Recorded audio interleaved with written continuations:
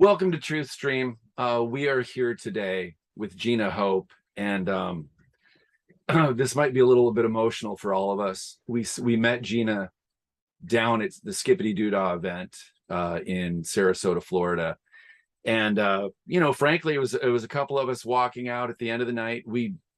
I had seen her tent earlier, but it was kind of off the beaten path, and I wasn't even sure if she was if that tent was part of it or not. But anyway, couple of our friends started talking with her and brought us in, and we immediately wanted to help her share her story, and you're going to find out why as we go through this. But Gina's been through a lot, and I'll turn it over to her to share her story. So thank you so much for being here. And our goal is to get you on every single show that we possibly can, because your story deserves to be heard. And you have a lot to share with people so they can understand human trafficking. So Gina, welcome to Truth Stream, and thank you for being here. So good to see you. Don't make me cry to start it off with. I just thank you so much. God, y'all's compassion is just tremendous, and I'm so grateful. I was very grateful that the Skippydeedoodah, that there was a tent for me. There was a table with like beautiful tablecloths on them, and the view of the ocean, which I love, absolutely love, and miss the ocean so much. But it was off far, kind of away from everything else. So I really didn't see very many people, and I couldn't leave my table. So I couldn't go, down to the stage when people were talking or anything. And I was beginning to be a little bit discouraged, because I had really prayed hard to make sure I was doing the right thing, charging my way down there and back and all. And I did begin to be somewhat discouraged, feeling like I've done the wrong thing, as it was becoming dark and I had to start packing up. But then when y'all came, and the ladies that came, and y'all were just so interested in hearing my experiences, and it just lifted me up so much to have this group of people that were interested in God's glory. Because even though the most horrific things have happened, there's God's glory is all over it. And I love sharing his glory.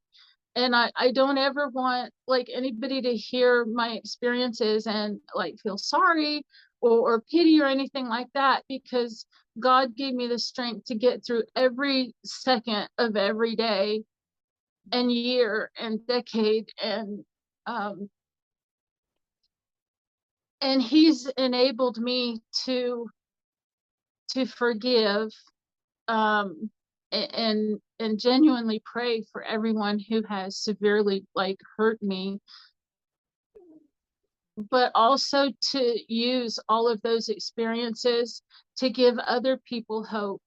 Because I've learned that no matter what we go through on this earth, no matter what we endure down here, we are never without hope. And I tell you, I was saved. A Sunday school teacher made Jesus real to me when I was 6 years old. My great grandmother would send my sister and I to the church a few blocks from her house, and that Sunday school teacher just made Jesus real. She loved us, and she said the prayer with me to ask Jesus into my heart. And 2 years later, my parents divorced, and my mom dropped me at her sister's in South Florida, and the church bus would come around and pick the kids up. And the adults sent us because just to get rid of us for a little while on Sunday mornings. But there was a lake out behind that church, and I knew I was supposed to be baptized.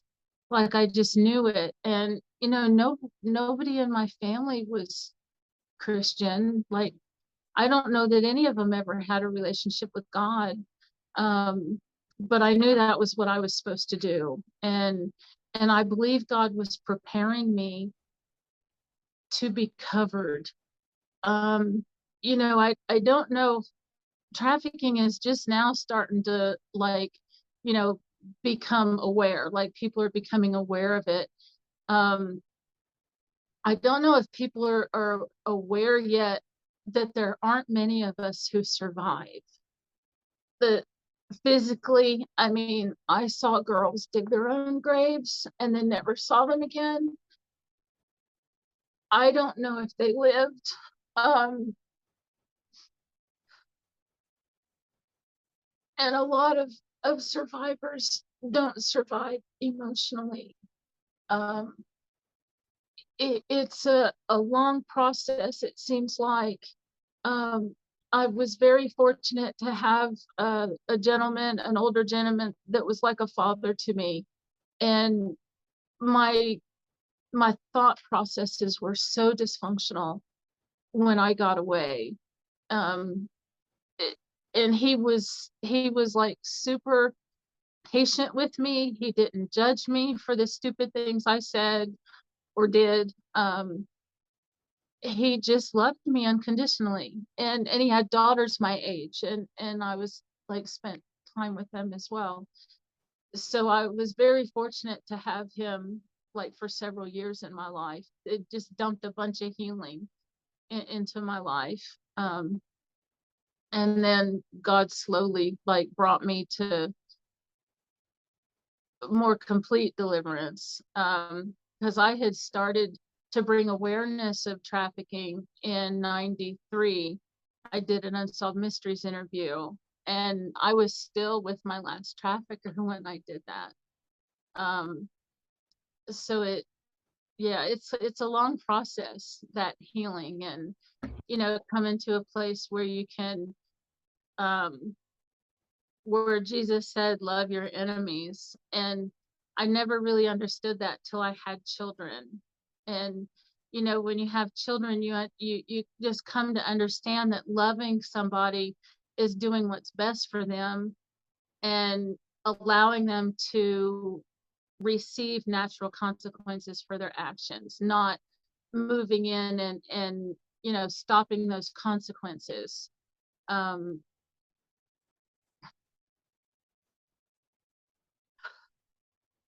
my mom sold me. I did escape like the week of my 15th birthday and went to my mom's house, and she sold me back to them right in front of me. And I told the FBI that I would not testify against her because I just wanted her to be my mom. And I was afraid if I testified against her that she wouldn't want to be my mom anymore. Um,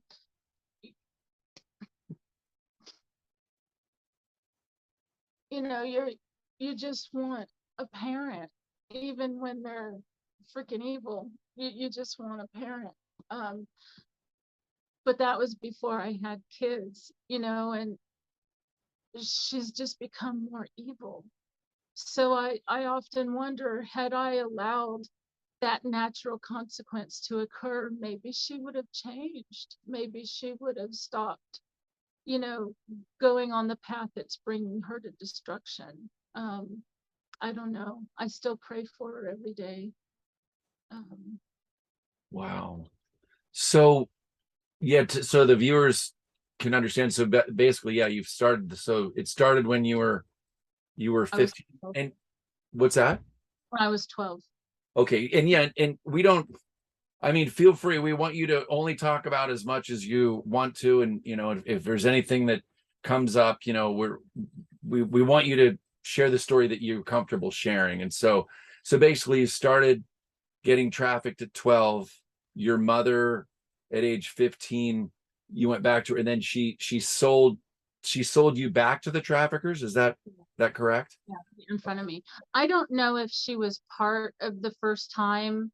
Um, she was a bartender and would have my sister and I come to the bars where she worked and then send us to other bars with men. And some of them expected sex. I mean, and we were like 10 and 11. I don't know. I mean, I don't know if she knew that. I mean, I assume she did. I thought she did at the time.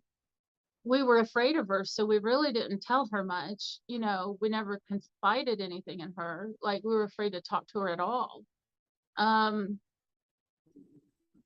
So you don't necessarily know what her Yeah, thought process was, or if money was exchanged, or right.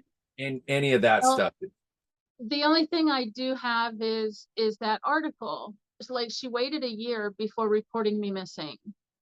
And And how and old were you then? 13. 13. Okay. Yeah. Um and even though waiting a year to report me missing, and then um the newspaper article where she said I was a runaway, and ending it saying, well, for all I know, she's out west somewhere. Well, they took me right to Tucson. So I don't know if she knew, but it just seems odd.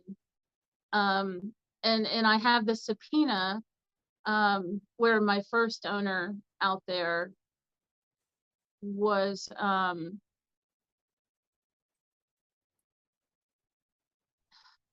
he was charged with kidnapping and like child molestation and all that stuff. And he had a bunch of pictures of me nude, when they did raid the house.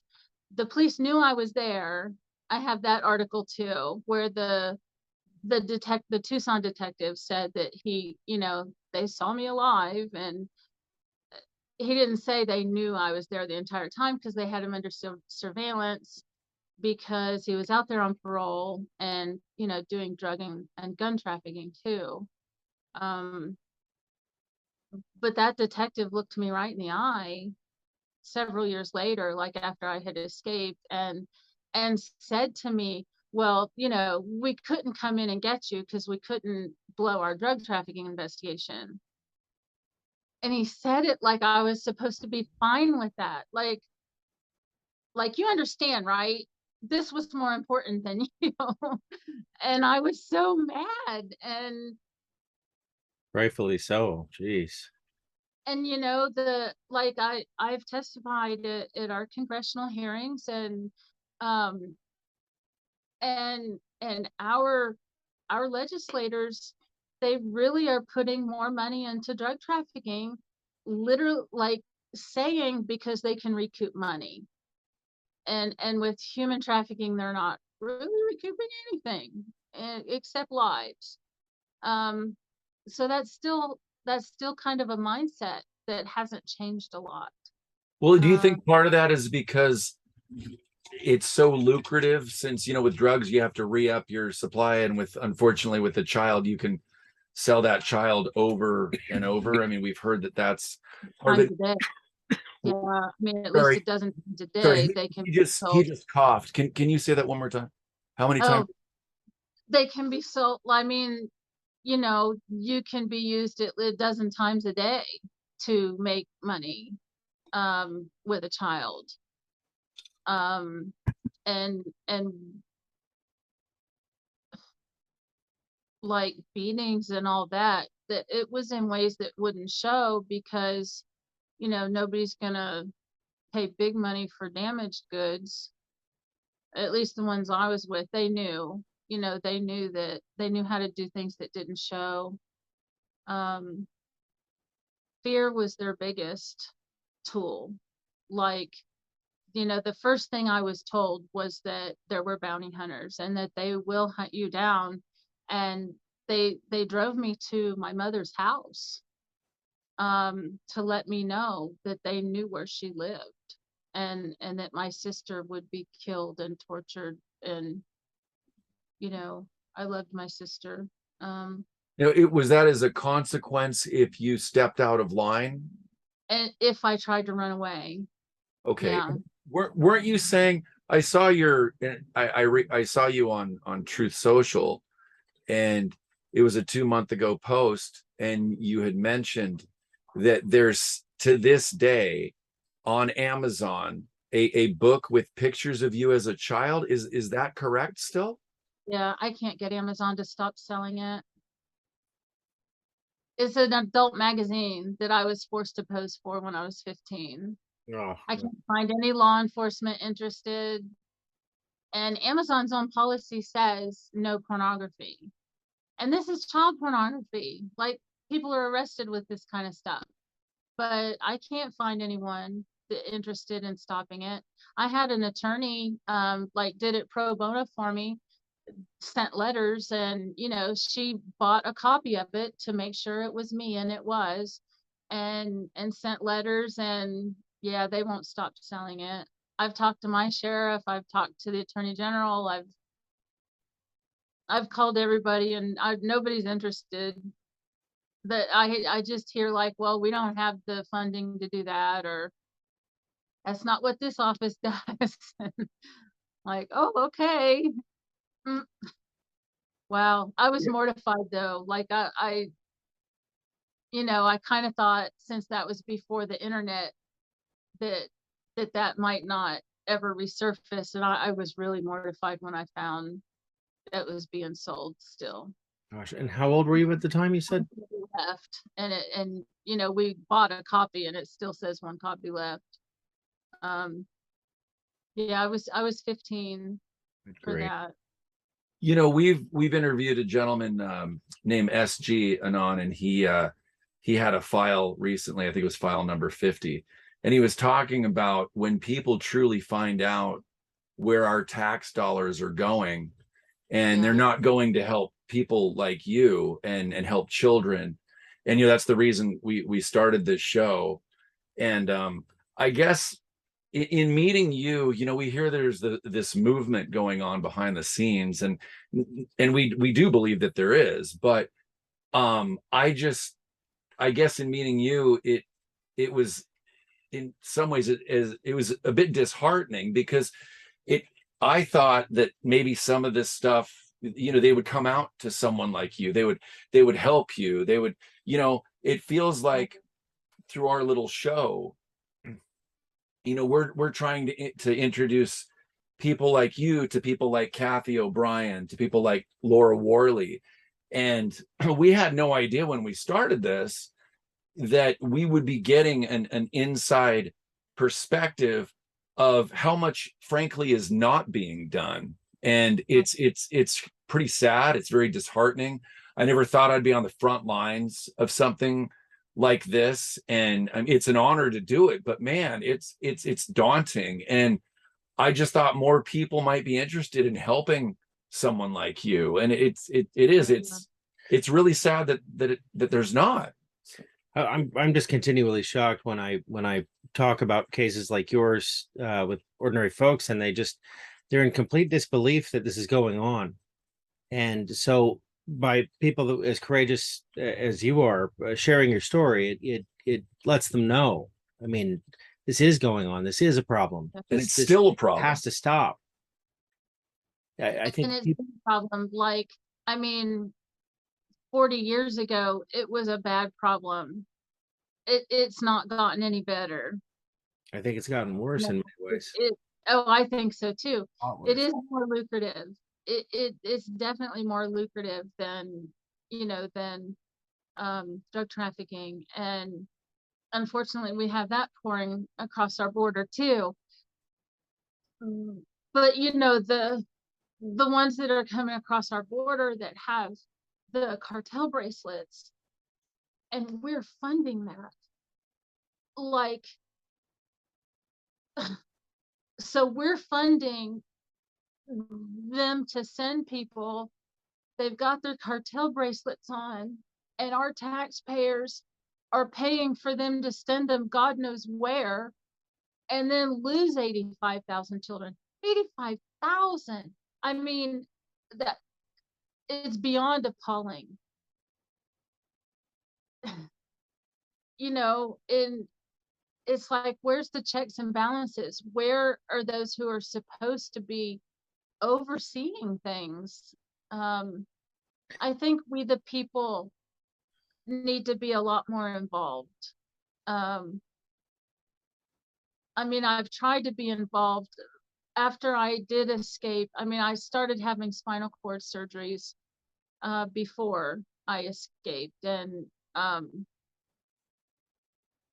it just seems like I was always either going in for a surgery or recovering from one on my spinal cord. And I mean, I've had to learn how to walk again a few times, and I've been in a wheelchair, like where my legs wouldn't move at all. But I knew God would make me walk again, even though the doctors were saying no. Can you share why your spinal cord was an issue with the viewers? Oh, my last trafficker damaged my spinal cord when I was pregnant with my oldest son. Oh my God. Yeah.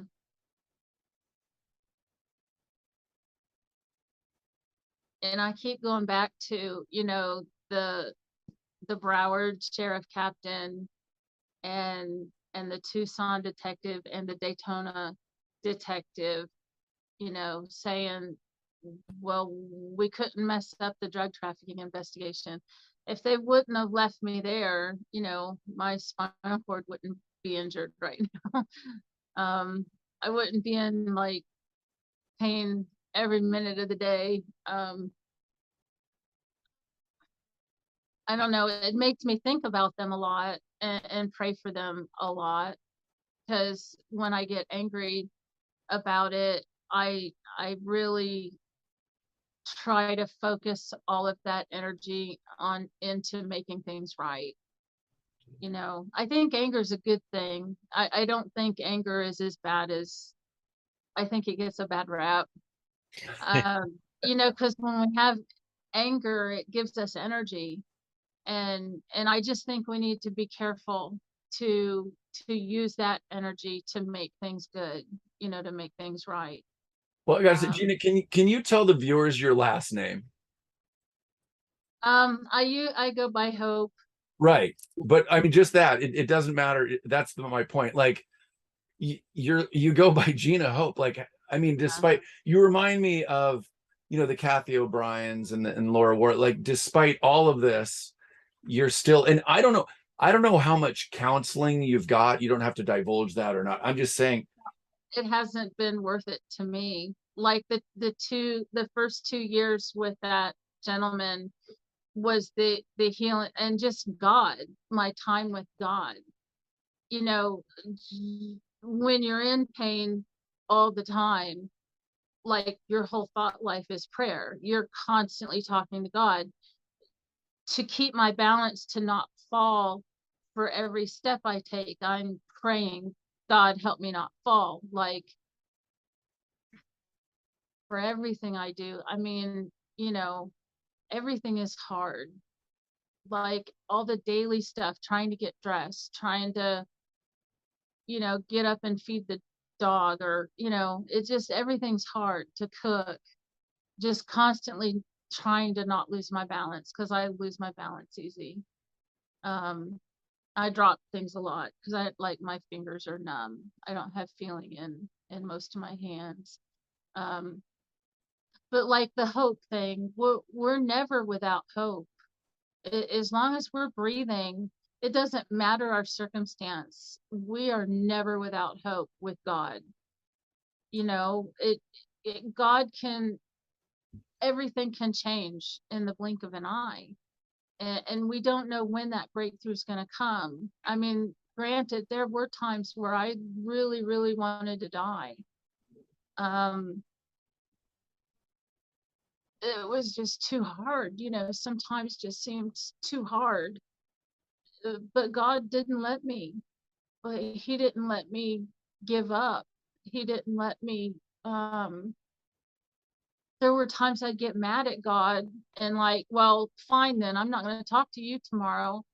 You know, and then we all feel that way. What, God? I ain't talking to you now. Like, you know,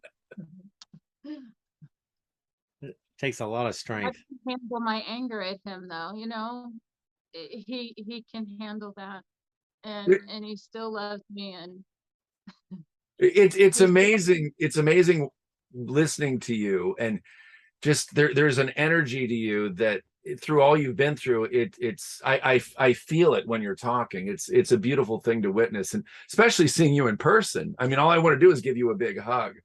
Um, uh, it how many children do you have? I mean, if that's okay for you to talk about, because you're also a mother, and you're, trying to do the best you can and navigate things and be a role model and help them stay safe. right. And so feel free to talk about that and what motherhood has done for you. So Um, I have 5 children. Um, I lost babies before my oldest was born. It was a point where we didn't know.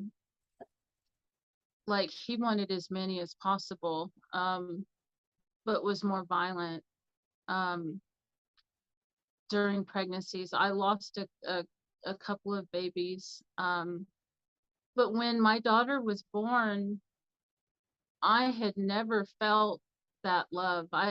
It was such an overwhelming love that I had honestly never experienced. And I knew that I had to do something different.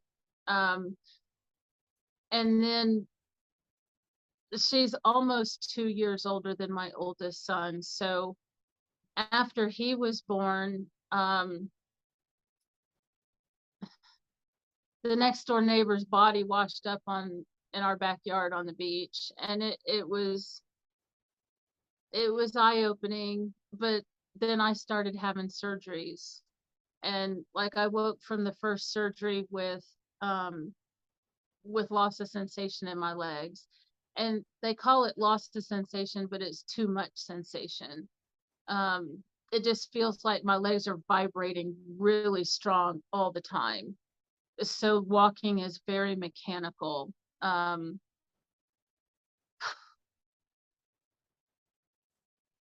but I knew I had to do something for my kids. I couldn't let them stay in that life, because there were plans made for them that I didn't want.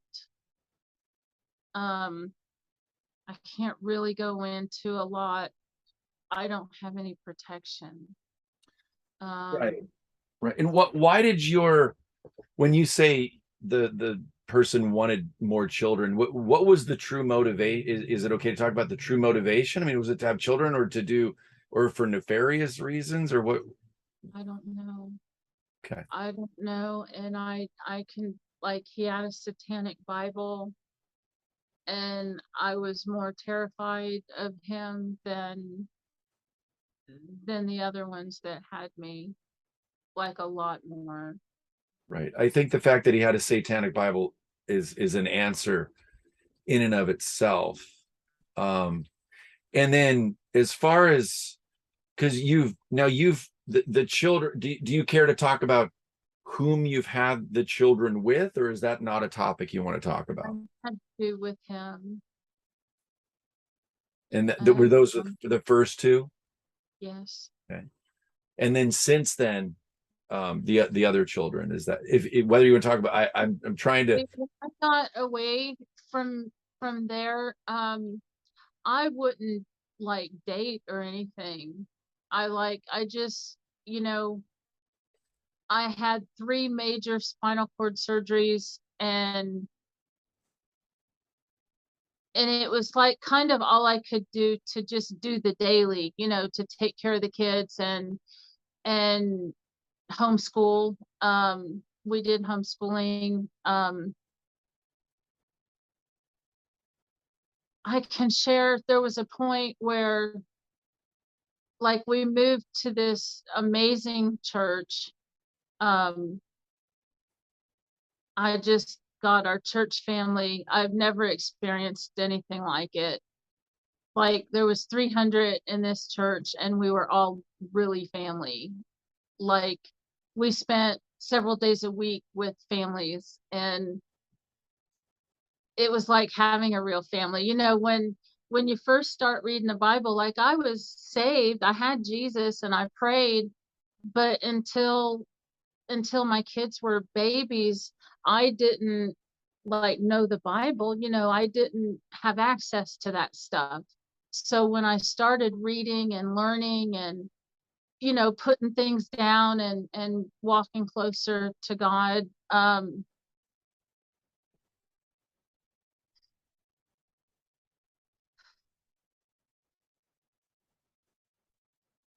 really wanted better for the kids. And I really wasn't willing to allow evil influences. And it was interesting, like a short testimony out of that, and on how I left, like finally left, is when I had just had a surgery, that and I was recouping from it. Like I have syringomyelia. It's a cavity inside the spinal cord that fills with fluid and expands. And like they put shunts in those cavities, and so the shunt would make the cavity collapse and drain the fluid outside of the cord. And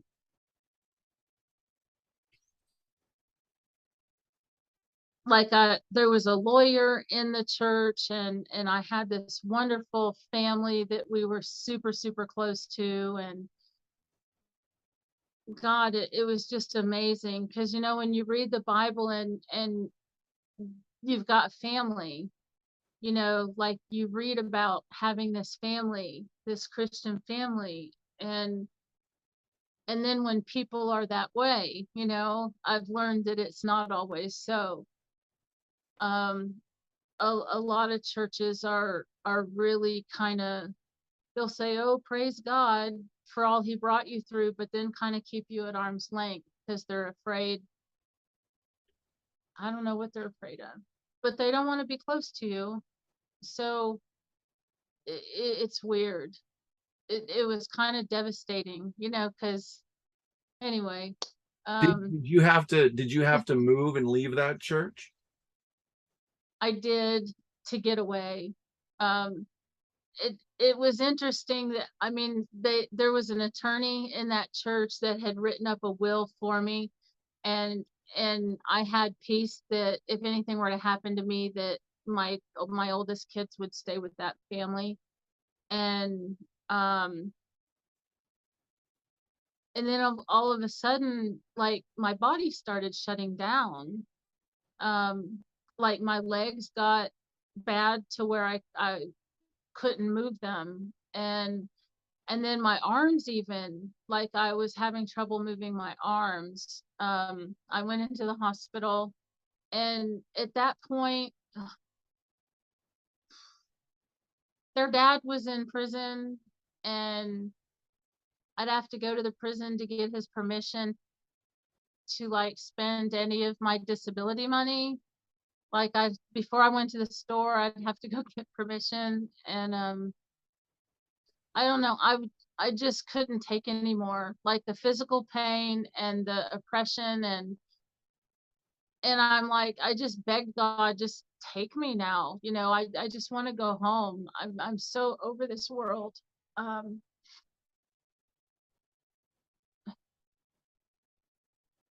But my daughter called me. I think she was about 4 or 5, and she said, Mommy, when are you coming home? I need you. And she just sounded so little. And, you know, I prayed. I know the Holy Spirit led this prayer because I would not have prayed it myself. I prayed, God, let me stay here and raise them for you. And then, like, at that point, I think that was 95. Oh, so this was You know, nearly 30 years ago. yeah, yeah. Wow. And so in 93, when I did the Unsolved Mysteries interview, God really put it on my heart. It's time to start keeping a daily prayer journal. Like, put everything down at God's feet before I go to bed, and, you know, concerns and praises, and that way I don't take anything to bed with me. And so when I went in the hospital, I really missed that. And like, I didn't have a Bible or anything. And a lady came around the next day after I prayed that prayer. A lady came around and asked if I wanted like a magazine or something. And I said, well, I really miss my Bible. And she said, honey, this is a Jewish hospital. We don't have no Bibles. Oh. and so, so like, I don't know, hours later, it was a long time later, that she came back with a Gideon Bible. And like, she propped my legs up, so up on pillows, and she laid it in my lap, and it opened right up to 2 Kings 19, where King Hezekiah God had sent Isaiah the prophet to tell him to set his house in order, because he's going to die, he's not going to live. And so King Hezekiah like turned his head to the wall and he wept, and he's like, God, you know, I've been faithful. He wanted to live. Like, that was seemed to be the only difference. But like, God telling him set his house in order, and how God had worked it out so that this attorney had made a will for me. And then like, God sent Isaiah, told him that, and then he left. And then Isaiah was like in the court, and God said, go back to him and tell him that I'll give him 15 more years. And so my son was 3 at that time. So I knew that it, you know, God would bring him to 18 before bringing me home. Right. And then he said, and you'll know that I'm like, you'll know it's me telling you this if because on the 3rd day you'll go up to the house of the Lord. And so this was on a Thursday, and that Sunday morning I was in church, like telling this testimony and singing my first solo. So it was quite phenomenal, because like, my arms and legs weren't moving yet, you know, like, so in that 3-day period, I not only was able to move them, but I was able to walk and get to church. Like, it was just miraculous. And but when I was in the hospital, after God had spoke that word to me, like, that was the first time I had ever seen the Bible be the living word, where it spoke to my circumstance. Like, all of these points matched my circumstance. And so I knew, you know, that I can hear from God, you know. It just became that living word. But so what I heard God asking me was, are you going to be more afraid of man or me? And it really convicted me, because I was much more afraid of man than God. And so God really pierced my heart that, you know, I've blessed you with these babies, and you have to take care of them, because I'm trusting you to do that. So I felt like God was saying, return to the land of your fathers. And so I was born and raised in Florida, and so that's where I went. It turned out that wasn't where I was supposed to go. My father grew up down there, but him and all his family are from north. So we stayed down there a couple of years, and nothing really worked out. So then we came up to where he was born, and all his family, and things that have worked out somewhat better. I've learned there's a lot of masks, and there's a lot of wolves in the church. Like, it's full of wolves. So I've been praying hard, you know, that God will clean his house, because he said he'll clean his house first. So that's what I'm trusting, and just praying hard that people will wake up. And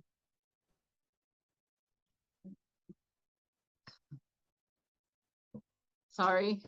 Oh, you're fine. We're just watching your great smiles. No need to apologize.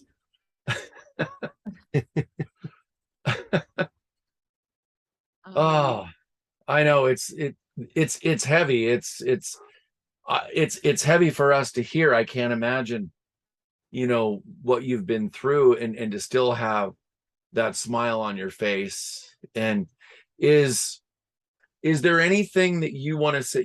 We try to keep things around a certain length so we can keep the interest level, and we know sometimes, but is there anything you want to say? We want to send this to people that we believe, will hear your story and hopefully offer some kind of assistance or guidance. But is there anything you want to say to the viewers, or the message you want to get out to people? Or, the floor is yours, whether it's other interviews, how to contact you, what you need.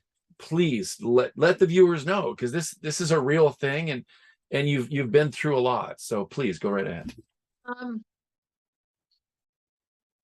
Like I said earlier, I really tried hard to join other like an anti-human trafficking organizations.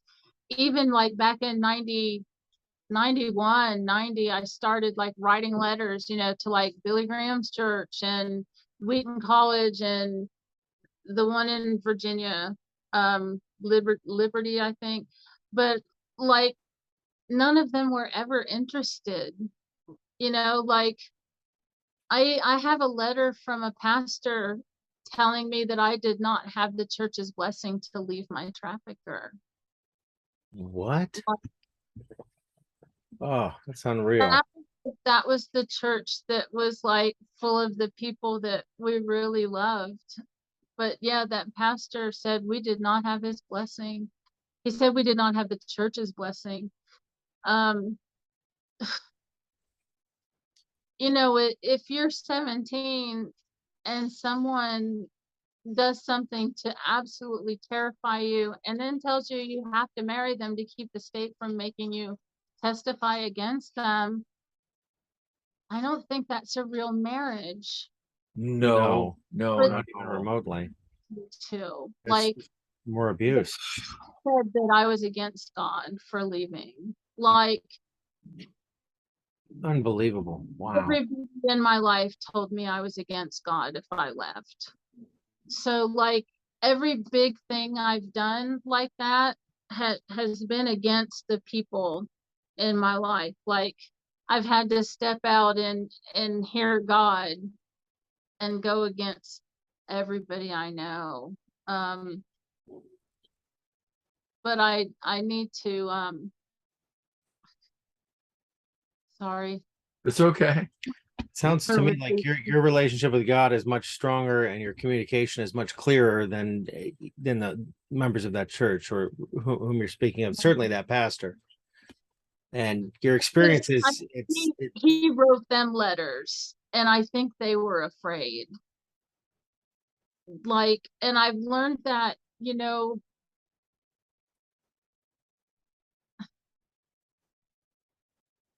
when I did get married and had 3 babies, I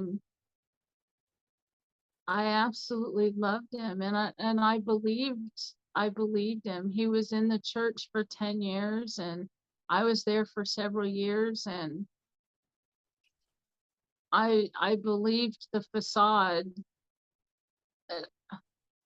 But I've learned how much pedophiles are protected. I've learned how our family courts allow pedophile parents. They don't even not just protect them, but punish the reporting parent and children for reporting while refusing to look at any evidence at all and just writing court order after court order attacking the protective parent and kids. I mean, it's been shocking. And there's the Dr. Richard Gardner, the self-proclaimed pedophile who brought parental alienation syndrome into our family courts in America. He wrote books talking about how pedophilia is a good thing.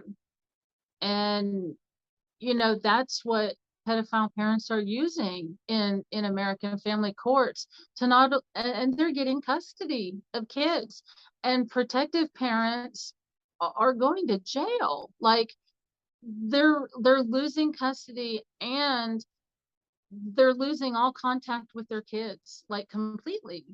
It's shocking. And there's like thousands and thousands of cases like this in America. Like, it's so unreal. Like, it's really hard to believe. I think if I hadn't experienced it, I probably wouldn't believe it, because I really thought the courts, I don't know how I thought it, because we were used to serve as judges and legislators. So I don't know what made me think there would be justice in our courts.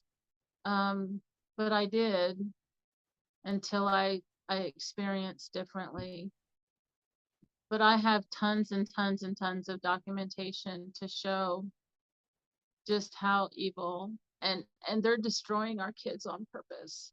When we see it in the transgender agenda, we see it with parents standing up for not having books of, that have sex, teaching young children about sex. I mean, it's pretty apparent. It's everywhere, and our courts are completely corrupt. And I think most humans, most people that I know, they're good people, so they're not going to think, well, yeah, this is going on. They're just buying into what they think is the mainstream narrative and going along with it. I think a lot of them are starting to wake up now and realize that something's truly wrong here. It's hard to imagine that anyone could be capable of those acts and that kind of cruelty. It really is. And I think that's a big part of the problem. Is it's so unimaginable that it goes unnoticed, and it's also so profitable that it's made its way into our system, certainly throughout government. I hear cases with DSHS trafficking kids left and right, and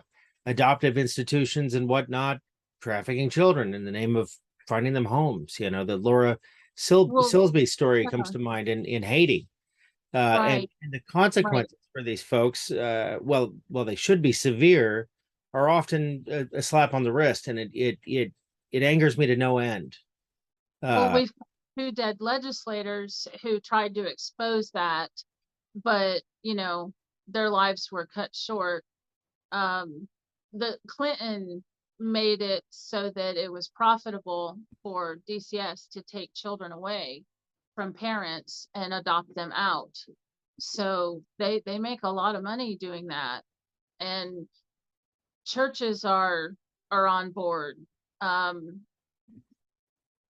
becoming foster families, and don't realize, I don't think they realize, they think they're doing good, and they're buying into the whatever stories told to them about the parents.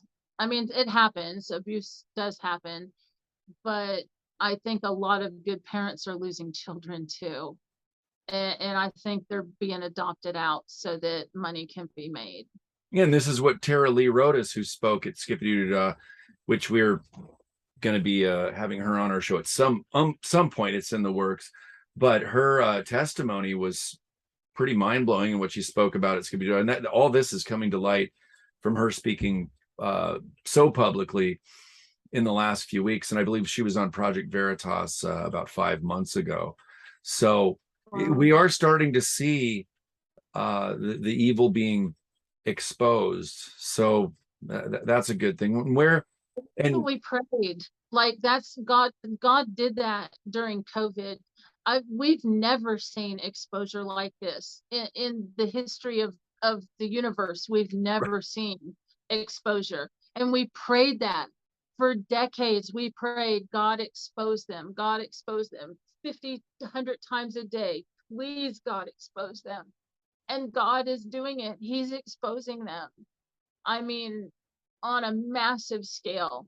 So what I've been really praying when I saw that God was, starting to expose them during the COVID crap, sorry, You're fine.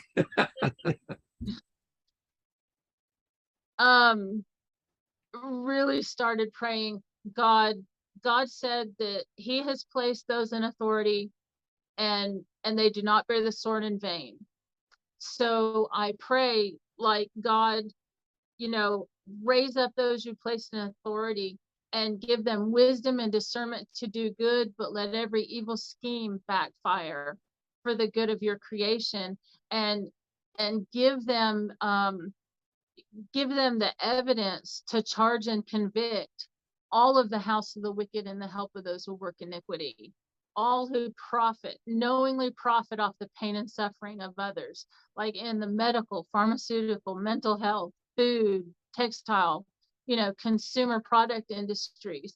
God, bring down the house of the wicked and help of those who work iniquity. It says in his wisdom, that's what he'll do. And so I beg God every day, God, let that be done. Bring them down. It's time for justice. And if, like, I don't know, some people will say, well, it's the end times, it's just going to get worse. Well, if there was no hope that anything would change, why would God leave us here? Exactly. I believe that he wants us to accomplish something for his glory. And in America, he's given us legal means to do that. We have, like, legal avenues that we can take to make a difference. So that's what I'm really, seeking out to do the best I can to make appropriate changes. I'm kind of digging into some of the, like, the programming stuff, especially like through TV, the, like, frequency manipulation, because I just think for a whole generation to, like, not want children, and to now, like, not know who they are, like, not know what sex they are, something's wrong there. And I It's think evil. It's pure evil is what it is. then there's indoctrination happening, but I think there's also, they've all got their phones in front of them, like, constantly, or in their pockets. And I mean, how many videos have we seen where the guy's holding the EMF reader, or or a radiation thing, and it's higher for certain videos or to be played, it's higher. Like, I just think our kids are being manipulated that way as well. Plus, it's raining down on us with the chemtrails. That we're not conspiracy theorists after all. No, we're not. Well, it's like, for 30 years they said we were, but now mainstream media is like, oh, guess what? We're doing, chemtrails are real. This is how they work. Yep. Exactly. Oh my goodness. Out of their own mouths, Yeah, out of their own mouths, God will bring it. Yeah, well, But it's been wonderful to have you on as a guest, and we're going to put links to Laura Worley and Kathy O'Brien's work below, and hang out after. There's something I wanted to talk to you about as well, regarding some tools we've been given that I believe we can send along to you. Another thing I wanted to share, though, is what I'm working on now. Like, I take in survivors to help. Like, I'm close to the university, so, like, I take them in to help with the healing road, but also, like, college or career training, because I want them to thrive in every way, and to be able to provide for themselves, just so that their gifts and talents they'll grow, in their gifts and talents. Can people support you somehow? Because that's a lot. I mean, you have so much going on. Is there a way that people can reach out to you and support you and be part of that? Our website, there's a donate button on our website, and like I have, gosh, at least 5 or 6 different presentations, like for law enforcement trainings or service provider trainings, or middle high school. I trained with our Attorney General's office so that I could go into public schools. Church groups, like all kinds of different church groups. Yeah, I have a lot of, and there's a little church here that's been trying to raise money. We've had a lot of water coming in, like every time it rains, it just pours, like 40-gallon totes pours. So they're trying to raise money for our roof.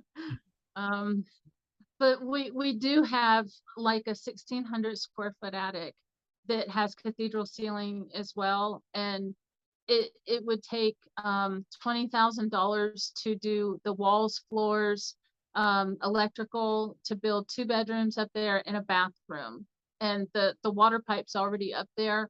Like that would really comfortably house at least 4 more survivors that have been on a list for, God, more than 7 months. I just, my heart is to have as many like safe houses as we can, because there really aren't places for survivors to go. Domestic violence shelters are not equipped.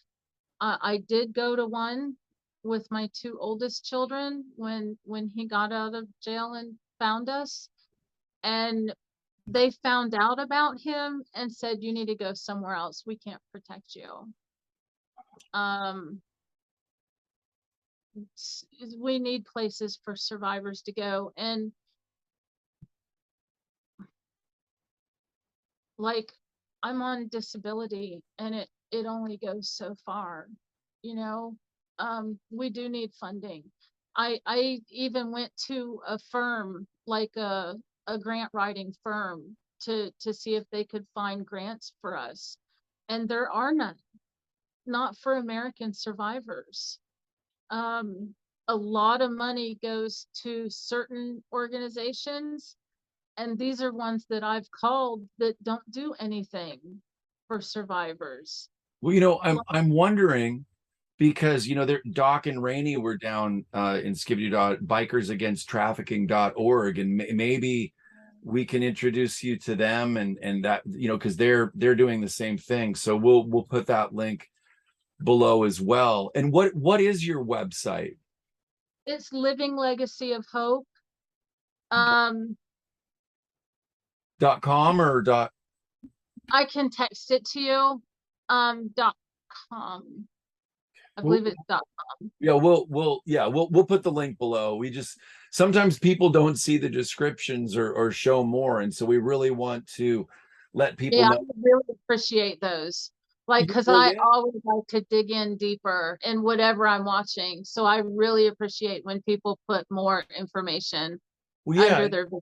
Absolutely. And it's really important. I mean, if people have gotten to this point in the video, and we say this, we don't say it all the time, but if you like it and comment and share it, it helps build the algorithm so it spreads out. So it really, I mean, it's not really hard to hit like or comment. I mean, we want the comments, because there's comments that can happen where people can connect with each other and be in touch, and maybe they live really close to each other. Right. You never know what a comment can do, and especially sharing it. And so it's been an absolute honor to have you on our show, and we're doing as much as we can from our little Airstream up in Washington State to bring more smiles from you and other people that have been through what you have, and we know it is very real. And we met so many amazing people at that event, and we're gonna put a link to that event, because there's so many. Even though the event happened last week, there's a lot of great contacts for people to learn more about how to get involved and how to help. And so Yeah, I'm so moved by your courage and your Really strength. funding. That's our big thing, is just, to cover the daily needs, and utilities. That's a big deal.